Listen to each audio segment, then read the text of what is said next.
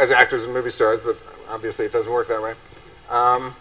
So I'd like to ask you all if there was a movie or a performance or when you saw a film or a performance and you decided that's what I have to do. Penelope, you backstage had mentioned that there was a specific movie that made you want to be an actress. For me, it was Tie Me Up, Tie Me Down. When Pedro Almodóvar's film. I was a fan of him, but when I was 13, when I was starting to try to think about the possibility of going to theater school and try to become an actress. But all my life before, I wanted to be a dancer. And when I saw that movie that was R-rated, you had to be 17, and I was 13. I went alone into the theater, and I came out of the theater completely fascinated and started to become really obsessed with Pedro, and decided then to try to become an actress so that one day I could maybe get that phone call from him. Oh, you did. Kate, was there a performance that... I grew up sort of making really bad video clips at home to really bad sort of 70s and 80s records. So the only role I really wanted to play was Lucy in You're a Good Man, Charlie Brown the musical. But my parents used to take me to the theatre a lot, and there was a very camp actor called Frank Ring who died, actually tied up with gaffer tape to a chair doing some hideous S&M something or other. But anyway, he was playing in a production of Mikado, and I saw him and I thought he was absolutely fabulous. And I also wanted to be Gregory Peck. So. Well, later we'll talk about you're becoming Bob. We'll talk about you. You're about to become Bob Dylan in a movie, so we'll talk about that later. Forrest? When I was little, it didn't seem like a possibility. It didn't occur to me when I was young that I would be going into arts at all. So it wasn't until probably into high school, maybe going into college, that I started to think about it. And first performances that I remember struck by, if there was a possibility of me acting, I guess it would have been seeing Sidney Poitier acting. Because when I was a little kid, there was no other black actors working in film. So it wasn't something that people in my neighborhood would think was a possibility. So later, I guess, as I started working, many performances started to affect me, but by that time I was already into it. Right. Mm-hmm. You've got a whole load of people just coming in. Where are you lot from? Welcome. I'm a stage actress. I'm watching the audience.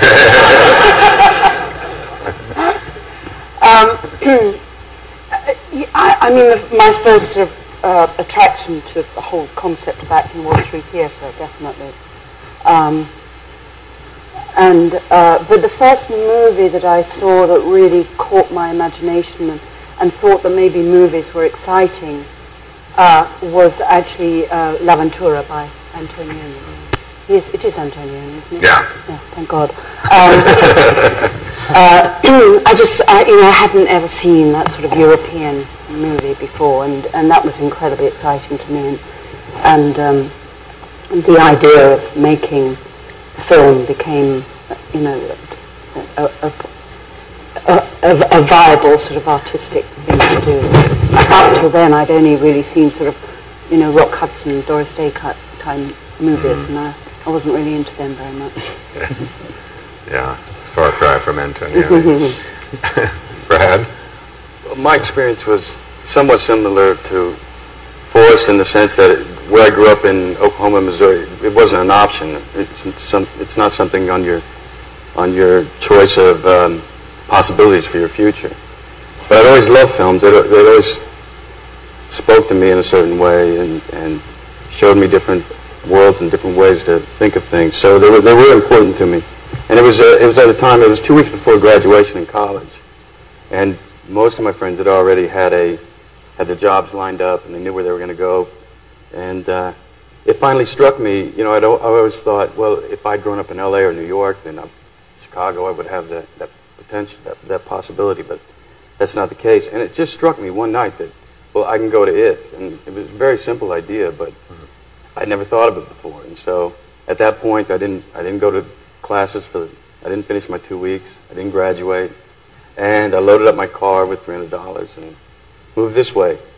But I do remember sneaking into Saturday Night Fever. And it had a profound effect on me, and which may explain a lot about me. Leo, you actually started out acting very, very young, but was there a moment when you thought, when you began to have a vision of yourself as an adult and having that career and what you wanted to do? Well, you know, I was born and raised in Hollywood. I was born here, and you know, ironically, I even had a stepbrother who was in acting and had done commercials and television spots all throughout my childhood. But I always felt, you know, I always knew I wanted to be an actor from a very, very early age. But I tried to, you know, get an agent around 7 or 8, and I was a break dancer at the time, and you know, I had a mohawk or something of the sort, and I was basically rejected. So I always felt that it was an elite club that had to sort of call upon you. You know, they would come knocking at your door one day and say, "Do you want to be an actor?" I never, you know, it never sort of occurred to me that you had to go out and aggressively pursue, you know, roles. So around 12 or 13, I just wanted to get my foot in the door. You know, after career day, they asked you, what do you want to be for the rest of your life? And it was either, you know, to be a biologist, a travel agent, but I really wanted to be an actor. And I got my foot in the door in commercials and television, but it wasn't really until I got my first movie role, which was This Boy's Life with Robert De Niro, that I started to really research quality film, you know. And certainly through watching his performances, in particular, you know, Taxi Driver, and also I remember at a very young age watching James Dean in East of Eden. And I said to myself, wow, I didn't know this was possible, you know, to give a performance this good. So those were some of the early performances that really stuck in my head as profound works of art that, you know, since then I've said to myself I would love to someday get to a performance as close to as good as one of those. Although you were extraordinary in drawing things.